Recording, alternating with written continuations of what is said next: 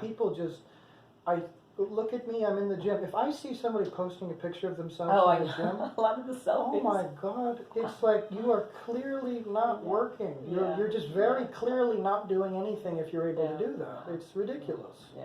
You have no focus. Every time you pull your phone out, you've literally just completely destroyed whatever focus you have. Yeah. It's all gone now. It's all gone now. And you're going to have intensity for the next set? I don't think so. You're not in the right mind frame. No. Yeah.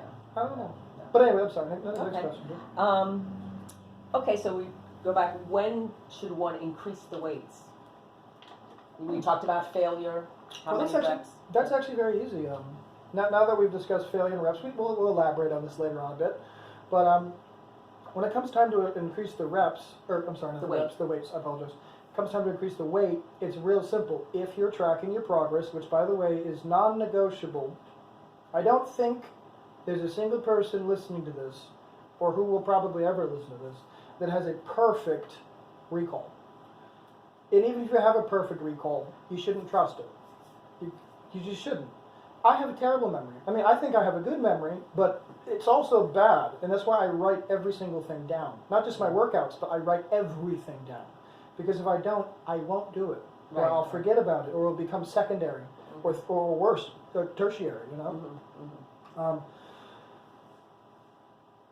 If you're doing your bicep curls, 3 sets of 10, let's just say it's 10, 10, 8, like we said earlier, and you're failing on 8, that's your 3 sets.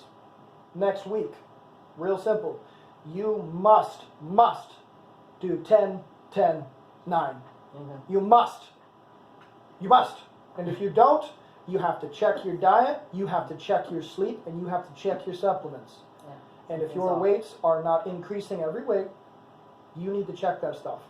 You should always be increasing. Always. There's no reason you shouldn't be. And we're not talking huge. We're talking 1 rep. Just like, And that is not a cheat rep. That is a strict form, correct rep. And the only way you know you're doing that is, again, if you train to failure. If you don't train till failure, you can always make it. You can always do it, of course, if you don't train till failure.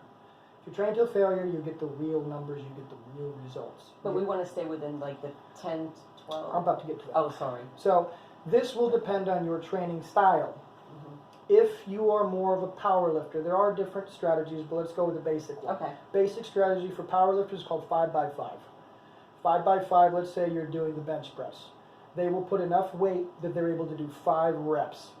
And then they will do 5 reps for 5 sets. And they will do that for a period of weeks until the weight feels very easy for them. Okay. When those 5 sets of 5 reps is easy and they have no trouble doing it, they increase the weight a little bit. Not a lot, a little bit. And then they do the same thing, 5x5. But they do it until the weight feels easy to them. Okay. Bodybuilders, again, different styles, but typically hypertrophy ranges between 10 and 20 reps, depending on the muscle.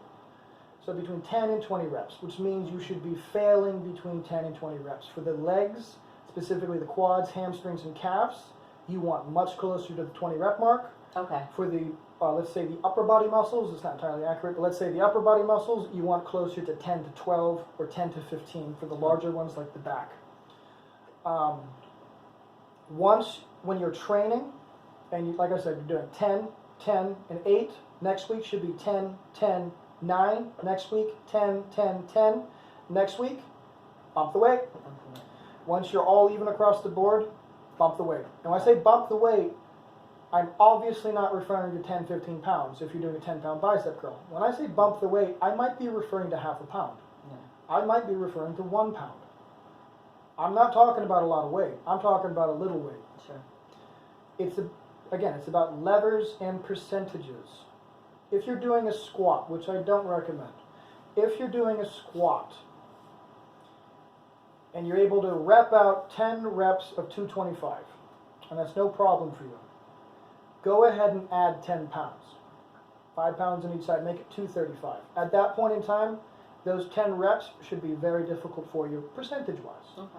If you're doing a bicep curl and it's 10 pounds, and you're able to do 10 reps, percentage-wise, you're only going to want to go up half a pound to a pound.